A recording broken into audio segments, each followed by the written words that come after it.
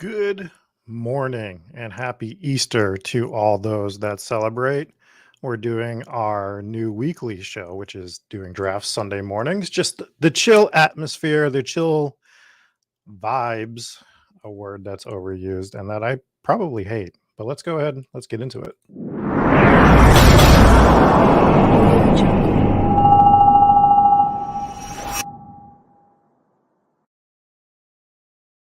All right, so we're not going to fool around today. We are going to jump directly into this draft because I have a Roto Grinder show to produce at 11 a.m. So we're going to get right into it. There'll be no overlay today. I need to address that whole situation, and I don't want my mic messing up. I want you guys to be able to hear me. I hope everyone's morning's going great. So if you're jumping in, jump in. We only need two. So that's a good thing. Good morning, Brian. Hope your Sunday is off to a great start. And we are already full. We're hoping for a decent spot. We get the 5 spot. I think this is still a quarterback spot, but we will see. We will see. Happy Easter pound. Hope your Sunday's going great. Mine's going great. I have my Mary Lou's coffee, as is tradition already. 2 episodes in, and I'm calling stuff tradition. But yeah, we're going to start with Mary Lou's coffee. And what are you guys up to today? Anyone got anything fun going on? It's actually freezing. Oh, look at you. Look at you, Pound, with the 101. It's actually below freezing this morning here in the Massachusetts area. Oh, good. I'm glad to see you got the 8 spot, Brian. I brought Gotham to the pond this morning to run around, which was a great day. Speaking of dog pounds, I guess he's never technically been in one, but we went for a nice little run this morning. Oh, Pound, you're out by Worcester. Nice. I'm south of Boston. I'm in the Brockton area is the best way to describe it. So we see Josh Allen, Patrick Mahomes, Hurts go the top 3, Fields goes. I think it's pretty obvious that we're going to go Joe Burrow here. I think Joe Burrow in the Superflex is a lock at 5. I think the 6th spot is where you can start talking yourself into some different players. I think you could go Justin Jefferson at 6. Lamar. I think one of the undervalued things or underlooked things, not undervalued, underlooked things about Lamar is he hasn't had a lot of top performances over the last 2 years between injuries and even when he's on the field. I still like Lamar a lot. I still think he's a game changer, but there is some risk associated with him even if he is playing. So I think you could go Justin Jefferson even in a super flex over Lamar if you really wanted to. There's a lot of risk with Lamar, and there's a lot of ceiling. That's the other thing. But we started with Joe Burrow. We're going to see what kind of Joe Burrow team we can build around. I had a couple really nice super flexes last night. I've done more of the super flex drafts than I thought I was going to do. Generally not a format that I quite frankly care for as much as some of the other ones, but I've gotten into it more so not, I mean, obviously I'm trying to win, but just trying to see if there's an edge. So as I'm drafting, I'm trying to see what people are doing. How do we pivot away from that? Because I think that Superflex, you could definitely find some more edges in. Happy Passover to you as well, sir. But I think Superflex is one of those best ball formats that we've talked about it. Quarterbacks being overvalued, people undervaluing other positions. I think some people, when they jump in, might not realize the format of only having 2 wide receivers in the underdog version and how that bumps up some of your running backs. And Eric talked about it last week. Going 0 RB is still a viable strategy in this particular tournament if you play it right. Zero RB is going to be an interesting discussion overall this year. I find it I find it's going to be incredibly hard as is in regular tournaments, not this tournament, leaving the third round with anything but a running back. The running back pool in that area is so strong that I don't know if I can pass up 3 or 4 of those RBs to get a wide receiver in the third round. Hackers in the chat, happy Sunday, saying, well, actually, let's draft real quick. So we see Taylor Diggs, AJ Brown. Let's grab AJ Brown. I want to have some fun with my team, and I want to root for AJ Brown this year. So let's grab AJ Brown, see what comes back to us here. Hacker is saying elite stacks are a lot tougher this year. Last year, Mahomes, Kelsey, Allen Diggs happened in just about every draft. Agreed. I think that you can still get the Mahomes Kelsey, maybe not, clearly not as much as you could last year because, Mahomes was going in the fifth. You could prioritize it. Allen Diggs was easier to get last year as well. So, yeah, the elite stacks are tougher. And I was thinking about this the other day because a lot of the analysts that I also are either friends or listen to think that quarterbacks are overvalued. And on the same coin, we all agree that week 17 is important. So, what offenses do you want in week 17 for stacks? You want Chiefs, you want Bills, you want Bengals, you want Eagles, right? That's what we want. So, we have to pay prices to make that happen. So, it's gonna be a discussion all off season. Anyways, we are back on the clock. And we're going to scroll a little bit. Something I think, actually, I was going to grab Pollard, but the obvious play here is to grab T. Higgins. He's not going to come back to us, I would say. So we're going to grab T. Higgins. We're going to go Joe Burrow, AJ Brown, T. Higgins to start, which isn't bad. I did want to grab Tony Pollard. I know he's not going to make it back to us in this spot, but it is what it is. I would have liked to have grabbed that for being able to scroll down a little bit. I think people aren't scrolling enough still. That's why I like doing a lot of these drafts. We get so tied to ADP and like, we have to get this guy here. I did it last year. After doing some more drafts, I got comfortable scrolling. So the more drafts I do, the more comfortable I get being like, okay, what's the unique combination I can get? Not just with my first and second round players, but my second and third and fourth, and especially up in these higher ranges. Jose is saying, I would think with just 2 starting wide receivers, drafting RBs would be more of a priority. Theoretically, it is. However, you can still create some 0 RB teams. My problem is just that range of Walker, Chubb, Hall, Pollard being third, fourth round seems, in my opinion, a little bit stronger than the Devonta. I like Devonta Smith and DK Metcalf a lot, but that running back core in that range of in that pocket of the draft is just very, very strong in my opinion. And I think that's how you're going to win tournaments.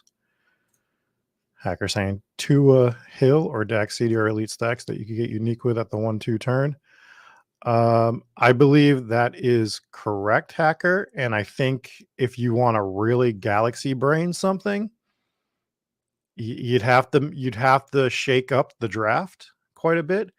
But it's something I've been flirting with. I think if you get a 4th or a 5th pick, sort of like we did with this one, you can grab Tyreek Hill, right? In this Superflex. On the comeback, grab Tua, and then you'll still be able to grab Waddle. And how many people do you think are going to have that Miami Dolphins double stack going into the Superflex tournament? Because their brain is going to tell them that they need Joe Burrow. We did it. We drafted Joe Burrow in this one. But if you want to really galaxy brain something, galaxy braining that Miami double would be a good one, I believe. Jamie is saying he likes grabbing 1 great RB in the third, then waiting until I have my 2 QBs and a few wide receivers until I get my second. I've done this a lot as well. I think it's a viable strategy. Lazy Fish is saying he got Higgins in the 4th with Burrow last night.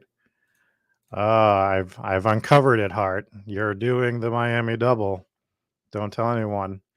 Hey, it's one of those things you can do. There's other teams we're never going to be able to do it with, but Miami is one of the teams. I'm concerned about Tyreek Hill this year.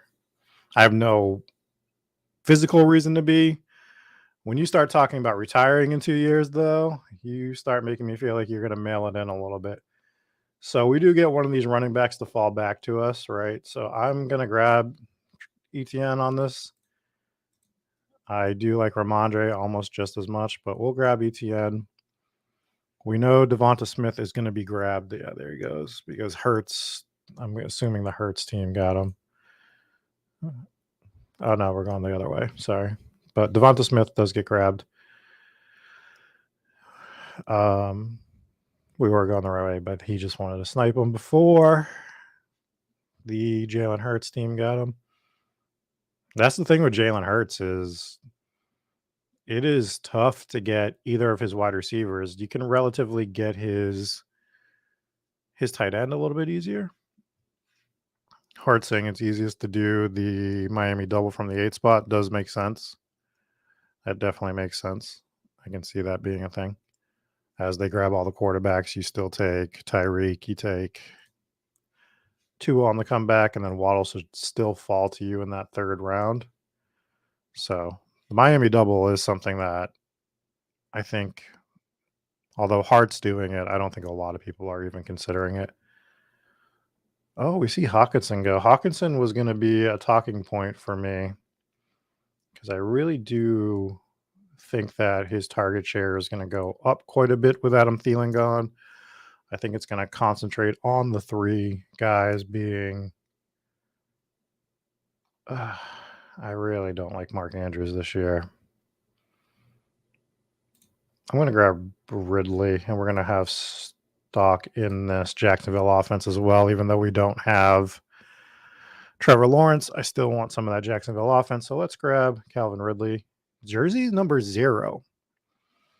How do we feel about that 0? People liking. I have to see it. I think I have to see the 0. I like it in the NBA. The NBA is fine. 0 in the NFL, it might feel weird. It might feel a little bit weird. But we'll gander. We'll gander at the jersey. We'll make our observations. We don't want to come to conclusions before they've even released it, before we've even seen it. But it might just look a lot like an 8. Maybe that's why he wanted it. I don't know. So right now we have Joe Burrow, Travis Etienne, AJ Brown, T. Higgins, Calvin Ridley. Can you imagine a world where the Week 17 schedule is released? Monday Night Football, the Cincinnati Bengals taking on the Jacksonville Jaguars for all the money, all the glory, and the championship.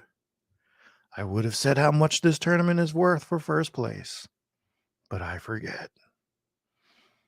There's your 1987 movie trailer, mediocrely done by myself, Rob Coakley. But that would be a fun matchup in Week 17, getting Jacksonville and Cincinnati. Man, I can't wait. I can't wait for the draft. I can't wait for the schedule release and to just really start rocket shipping. No pun intended. I guess like every pun is intended with Spike Week. Spike Week and rockets and rocket ships, and we kind of built the company on puns being intended. So I retract. Pun intended. Pun intended. Jamie is thinking that Rachaad White could be a good RB2 at his value. I agree. I do like Rachaad White where he's going. Just don't be shocked if you see Tampa add a later RB in the draft to that room. But they liked Rachaad White. So in turn, we should like Rachaad White. All right. I think I would like to get George Kittle here for an elite tight end. Oh, you thought we were going to take the other San Francisco 49er there, huh? You thought we were going to take Trey Lance. Guess what?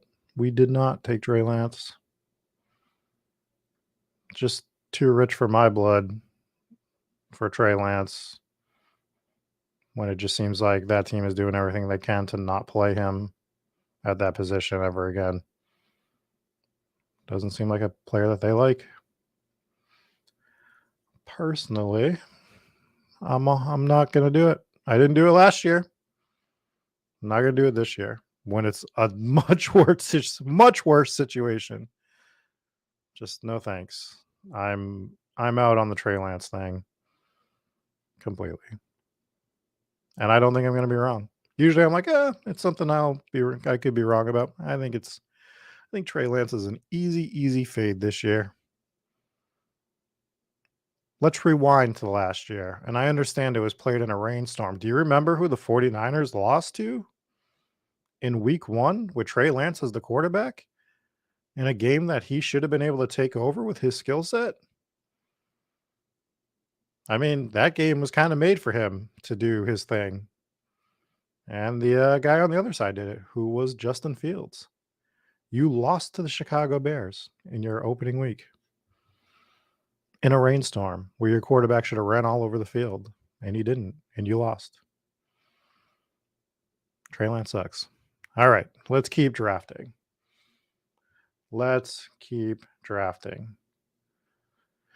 Dalvin Cook is on the board. I don't think I want to go there. I think I'm out on Carolina as a whole, so I'm not drafting Miles Sanders currently. Let's take a shot on Jahmyr Gibbs. Could end up in a nice spot for us. I still think we can get some decent wide receivers coming back. And we are building our team like a person drafting a team for the first time as we fill out all of our starting positions for the most part. But I do like the team. We have Joe Burrow, Travis Etienne, Jahmyr Gibbs. Wide receivers are A.J. Brown, T. Higgins, Calvin Ridley. And at tight end, we have George Kittle. This is a solid team, which allows us to have some pure upside guys on some of our draft spots. Anyone else got anything good going on today?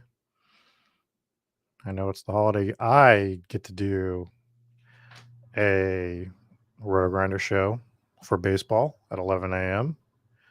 I'll just be producing, so you won't see me on camera too much, but I'll be doing that.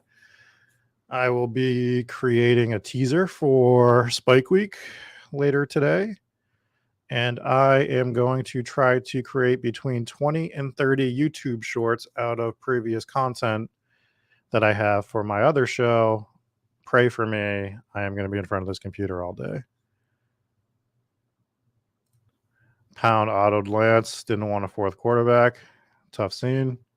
What's going on, Olaf? Hope your morning's going well. Lazy Fish is asking, do I feel like missing out on a lock starter for my second QB is a problem? I do not. Not when, particularly don't care when I have Mahomes, Hurts, or Allen. And it's only like down a percentage point when I have, Burrow as my quarterback. Burrow's like real close to that tier. Might as well just be in it.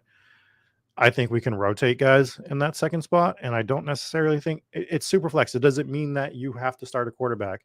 We can get some quarterbacks that are obviously going to fill in that spot, but we can draft some other spots that are going to have upside that will play in our Superflex sometimes. I mean, other than the top, 7, 8 guys, there's a cutoff somewhere. Who is actually going to really like DeAndre Swift here? DeAndre Swift is going to be a problem for me this year. I think he's going too low. As a guy that didn't draft him last year, I think he's fallen. But DeAndre Swift is the perfect example. Now I have Travis Etienne, Jahmyr Gibbs, DeAndre Swift, right? I have A.J. Brown, T. Higgins, Calvin Ridley. So only 2 of these wide receivers can play in wide receiver spots. Only 2 of these running backs can play in running back spots. And let's just say they all have really good weeks in a given week. And one of our other quarterbacks that we end up getting later doesn't do much. Well, guess what? Now we're playing Calvin Ridley in our Superflex, and you got a 16. Okay, perfect. I'll take it. I mean, we're looking at best case example there, but we're gonna have enough shots on goal that it's gonna happen a healthy percentage of the time on our team. And rather than taking Trey Lance in the 6th round, who's a question mark. I understand your question was about a locked starter, but I don't know, Jared Goff, wherever he's going, I like Jared Goff as a quarterback for fantasy, but Jesus, like, I don't know. I mean, like, do I want to take Ryan Tannehill right now in the 9th round on an offense that isn't going to do much? I don't think so. Instead, let's just go ahead and get Brandon Cooks over on Dallas. Get our other NFC East guy here. We'll go AJ Brown, Brandon Cooks for an AFC East correlation. I mean NFC East correlation. But I think that we can take Joe Burrow and we can still find another viable 2, hell, maybe 3 QBs that we can take shots on later. Mac Jones. I don't think Mac Jones is going to sit on a bench this year. He might not be the starter in New England. He probably is. There's a lot of, hoopla going on around here with him. But if we take a step back, he's on his rookie deal. Anyone that's trading for him knows they have to trade a premium. They have to invest some money. So yeah, it's just, I think Mac Jones stays in New England. It's tough for me to see him move, but it could happen. And if he does move, he's moving to a place that he is the starting quarterback. So yeah, we could take Mac Jones, but I like having Brandon Cooks. If he falls, maybe we take him. I know one of you psychos is going to take him on me now that I've talked about Mac Jones. But the 10th round is when I think we can start taking some of these other quarterbacks when we have Joe Burrow. If somebody dropped that made sense with Joe Burrow, where, God, I can't remember the team last night. I took a second quarterback because he dropped like 8 or 9 spots beyond ADP. And it wasn't because I wanted to take him over some of the other guys. It was more like, well, I think it was Patrick Mahomes. And I'm like, how many Patrick Mahomes / we'll just say Kirk Cousins to throw a name in the argument. Kirk Cousins teams are there. There might be a lot, but it was a guy that he was well past ADP for the first few rounds. So we did that. Jose says, thanks to you and your partner, I have a better grasp of the underdog Superflex tournaments. I don't have to draft 2 QBs in the first 4 rounds anymore. LOL. Yeah, you don't have to. You can. It's fine. There's situations where it's totally fine. And I don't think there is a hard, fast rule on it. I just don't think you have to. And I don't think you have to like form this anti-stance like you can't draft Kirk Cousins because blah, blah, blah. It's like, dude, you technically can do whatever the hell you want to do, right? All right, so Mac Jones has fallen way past his ADP. So we're going to take Mac here before someone else scoops him up. A lot of guys behind us already have 2 QBs, but they could have grabbed another one. Ooh, that's a fun question. P. Ryan or Penny? Well, the answer, if healthy, I think is Penny. And I'm not like an injury stickler, but there are certain guys that you just have to have red flags on, and Rashard Penny is probably the poster boy for that. It's probably Penny for the upside, but P. Ryan provides some decent upside as well because I am scared to death of whatever Javonte Williams is going to be this year. Let's see. What do we got left here? Quentin Johnson, AJ Dillon. Let's grab Alexander Madison. I still like Madison a lot. They re-signed him. They like him there as well. He might be a value at this spot. We don't know. Lazy Fish is saying that Mac Jones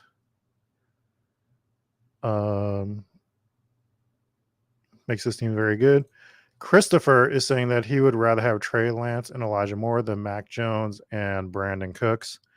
And that's fine. We all have differing opinions. I don't want Trey Lance on any of my teams at all. Period. You want Trey Lance? I understand the arguments for him, but all the data shows you that Trey Lance might not even be with the 49ers come next year because they find a way to just not play him. Between Brock Purdy, bringing in Sam Darnold, I think that the coaching staff is already done with him, and they're just going to keep him on the roster because he's cheap. And once that rookie deal is done, they don't extend him for his fifth-year option. They just kind of cut him loose, and they ride with Brock Purdy because why not? And that coaching staff has had a lot of success. Is his upside greater than Mac Jones? Yeah, but we've been saying that his upside's greater than Mac Jones since they were getting drafted. We knew Mac Jones was already at his peak of his talents. He was never going to get better. But his never going to get better is still everything better than Trey Lance has shown. And if you'd like to try to prove me wrong on that, I am more than fine with it. And I'm not just saying that to you, Christopher. I'm saying that to everyone that just can't get off of Trey Lance's nuts. I mean, he has the profile that we like, but he can't put it together. Can't do it. So he's not going to be on the field.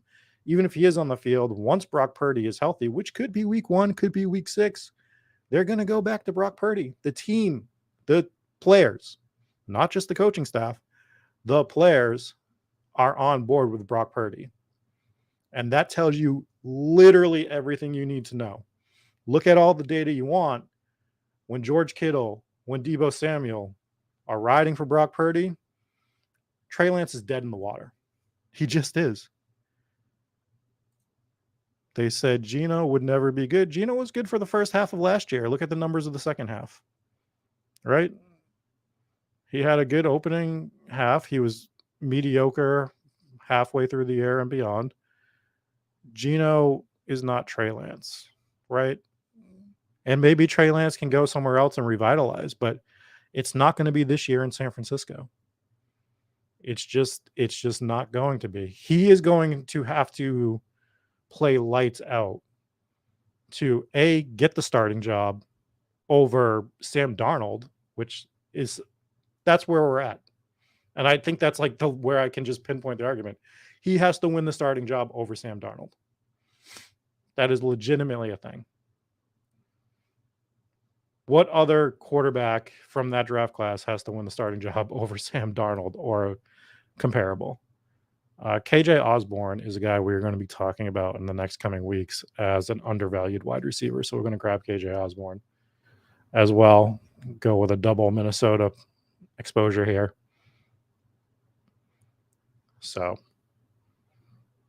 look, I've been anti Trey Lance, so from the jump, basically, take it as you will. I just never thought he was going to be good. I think it was wish casting. I mean, at least Anthony Richardson, who was probably wish casting as well, there's some more merit.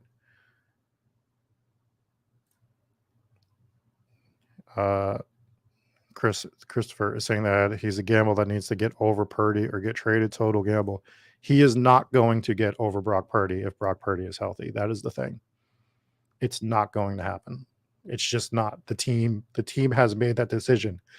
The players have made that decision. When your players and your coaching staff are on the same page about that, Trey Lance is dead in the water in San Fran if Brock Purdy is healthy enough to play football. His out is Purdy being hurt. And that's not the reports we're getting.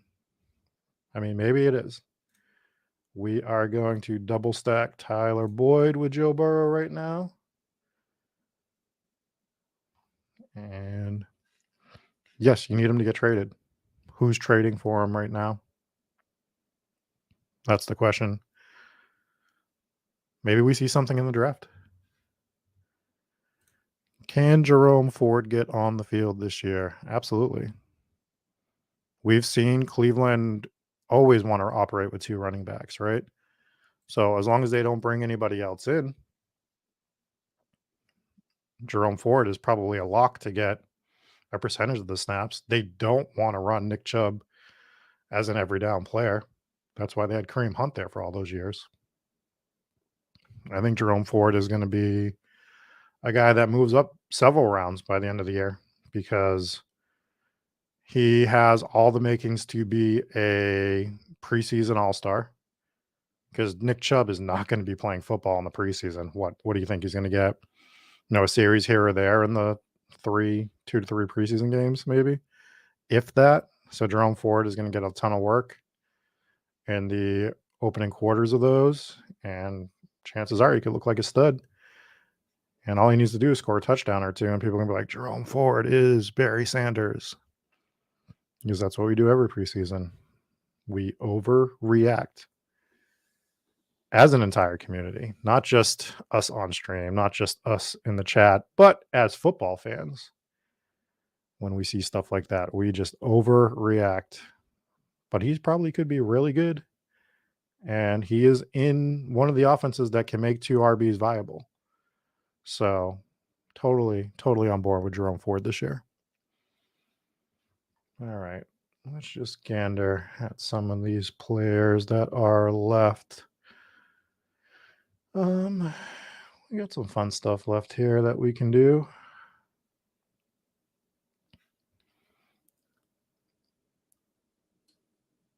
Sorry for the radio silence. I was mentally thinking about how I wanted to play this upcoming pick. And I think what I want to do, I was going to try to push it because we have a guy with 3 QBs and 4 QBs behind us. So I don't think either of them would grab him. But I think we're just going to grab Gardner Minshew right now because Slick is only sitting on 2 QBs. He does have Mahomes and Goff, but like Minshew is the last real potentially viable guy here to get some playing time at quarterback. Now, a guy we've talked enough about Gardner Minshew and that he's probably going to start the year. There's a chance that he gets pulled, but I think he can get you some points right out the gate. M Wolf taking MVS. Sad times. Absolute sad times. So what I wanted to do was go Spears and hopefully get Minshew on the comeback if I did it. I just didn't want to give Slick 2 shots at Minshew. I think it would have been a slam dunk to do that particular play. Oh my God. Dog pound. Dog pound. McVibes saying, wow, Minshew ADP jumped fast. Yeah, it was nice in the early Superflex because I was like trying to push him to like 18th, 19th round and get him in like the 17th. And it was working for like a day, literally like a day. And that wrapped up real fast. All right. So there's a chance he would come back to us, but let's grab Gesicki for the Mac Jones stack.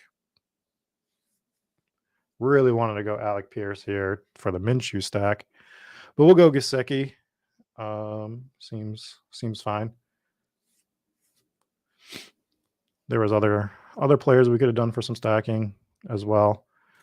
But after Minshew, you see like Hendon Hooker, Tyler Huntley, Mike White, aforementioned Sam Darnold, Bailey Zappi.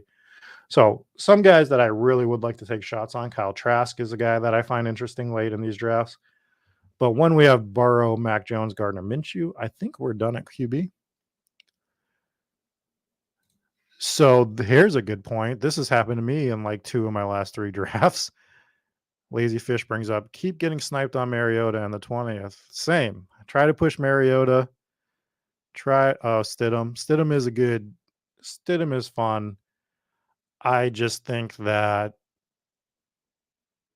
it's going to take a little bit to get Russ off the field still. I do understand the contract. I do understand the upside with Stidham. But hasn't he been going? No, I guess not. I thought I'd been seeing him get pushed up a bit. But yeah, Stidham's fine as well. I mean, we understand that all these guys are we're looking at kind of the same thing, right? Where we're playing out scenarios of what could happen, and some we just like better than others. Stidham does make sense for sure. I understand it. Carson Wentz. LOL. Carson Wentz is kind of a sad story, isn't it? He had that MVP like season where he gets hurt. His team still wins the Super Bowl, and he is just literally never the same. It's kind of sad to watch. Last night, the guy ahead of me took Mariota as his 6th QB. It's funny you bring that up. I have seen people do a lot of 5 and 6 QB builds in this, and with viable first round quarterbacks. And I don't understand the concept. 5 feels fine if you're like hodgepodging most of your QBs. 5 or 6 just feels insane to me. So we might go with Irv Smith to just get all of the Cincinnati offense other than Jamar Chase. I think that's what we're gonna do. Do still need to address RB at some point. We have 4, so we just did our 16th round pick. After the 17th round, we will.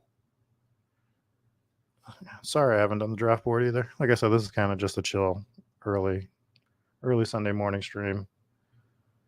We will address RB as well in the coming picks.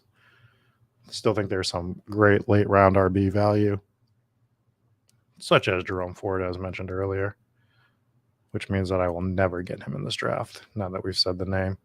Hendon Hooker has been an interesting name lately, just in terms of the NFL draft itself. Yeah, I agree. 6 feels gross.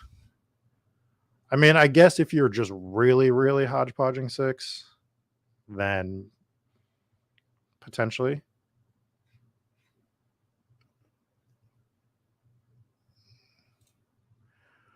PJ Walker. Ladyfish brings up PJ Walker in Chicago. Feels like almost a lock to miss time with the way he runs. Yeah, well, he's going to run a lot still this year, but he is. I'd be willing to bet that he's not going to run like he ran last year. Like that seems like an easy lock for that.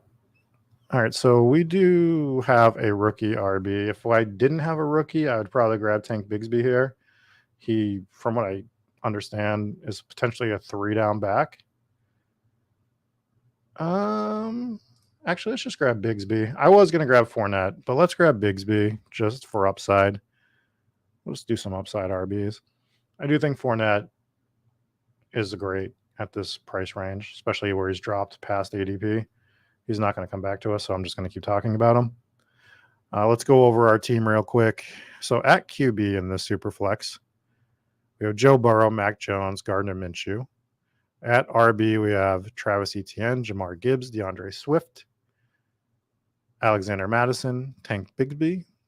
At wide receiver, we have AJ Brown, T. Higgins, Calvin Ridley, Brandon Cooks, KJ Osborne, Tyler Boyd. And at tight end, we have George Kittle, Mike Gesicki, and Irv Smith. So that's what we're looking at.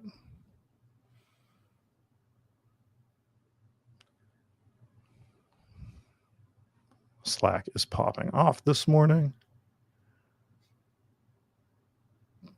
Yeah, I cannot wait for the NFL schedule release. I know it's only April, but God, I'm just so excited about everything we've got going on at Spike Week, going into the summer, into draft season. Lots of fun things planned. Lots of nude style of content. Nude. It sounded like I said nude. I promise you. Here's what I promise you. with all the new exciting stuff that we have, myself or Eric Bienfor will never be nude on stream. It just won't happen. Can't do it. That is a much different channel with much different situations going on. And quite frankly, I just don't have the time for it, to be honest with you. So there is the Spike Week promise.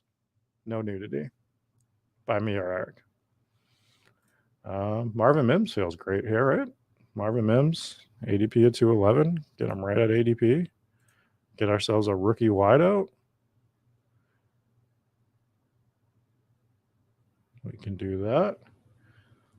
Felt like he just fell right into our lap there, which we like. Oh man, we should have definitely taken James Robinson. He was still on board. Go with our Mac Jones. How did we miss that? Let's look at some of these wideouts here.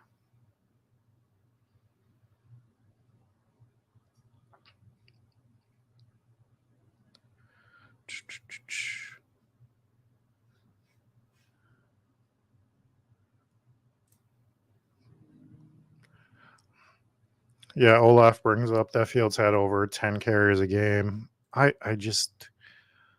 think the coaching staff is going to be real cognizant of the fact that they can't continue down that path. Not that he's not going to run. I mean, he has to run. He's just never going to have a season like he did last year. It's such an outlier. And he could still lead the NFL in rushing this year in terms of quarterbacks easily, but it won't be what his season was last year. It's literally all they had, right? I think the DJ Morse trade shows you exactly why they're not going to do that. They brought in Claypool. He's got a year. Look, Claypool is not panning out to be what we want him to be, but he is going to be the third option now behind Mooney. He might even be the fourth option behind Kmet. I think they're going to try to be more pass centric. Not that they won't run the football. They'll still run it between Herbert and Fields sometimes, but they are going to try to make things a bit easier for Justin Fields so that he's not taking off and running consistently, because it's just not something that he can continue to do. Did you guys take Jerome Ford on me? How dare you, Slick? How dare you? What can we get for RBs here? Well, we might as well take a shot on another rookie RB. We'll grab DeWayne McBride. Actually, not even sure he's a rookie. But we're going to grab DeWayne McBride regardless. And we have one draft pick left. Right now we have a 3-6-7-3 build. I think we're not going to grab a QB, but I think everything else is pretty viable here. Lazyfish is underweighting Chicago. I understand, but I think Chicago is the perfect one-off team where they're a team that's going to fit well with having, hey, I didn't get Justin Fields, but I'm fine with taking just DJ Moore, or I'm fine with just taking Khalil Herbert, or I'm fine with just taking Darnell Mooney because of the type of player upside that he has. Is Darnell Mooney going to be in your lineup every week? Absolutely not. When he's in your lineup, it could be 18, 19, 20, 23 points because he catches a 50-yard touchdown, ends up with 100 yards, 4 catches, and a touchdown or something like that, or 2 TDs a couple times during the year. So I think Chicago is like the perfect one-off team. Now, Justin Fields, I'm going to draft him, so I will have Chicago stacks. It's not probably going to be a priority. As of April 9th, Chicago's not. Stacking Chicago isn't a massive priority. We have time. Things could change. But Chicago feels like the perfect one-off team right now.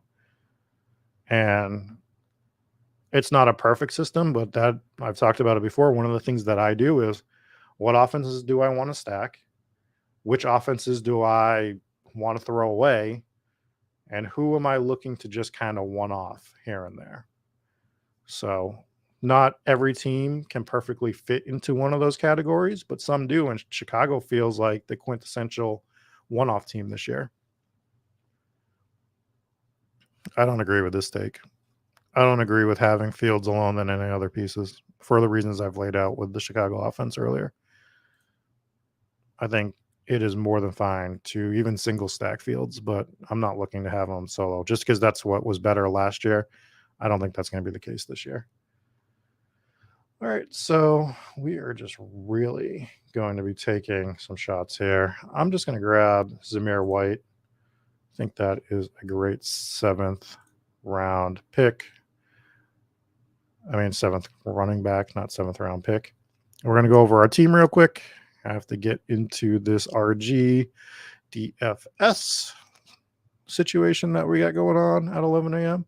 So our team is Joe Burrow, Mac Jones, Gardner Minshew, Travis Etienne, Jamar Gibbs, DeAndre Swift, Alexander Madison, Tank Bigsby, Dwayne McBride, Zamir White.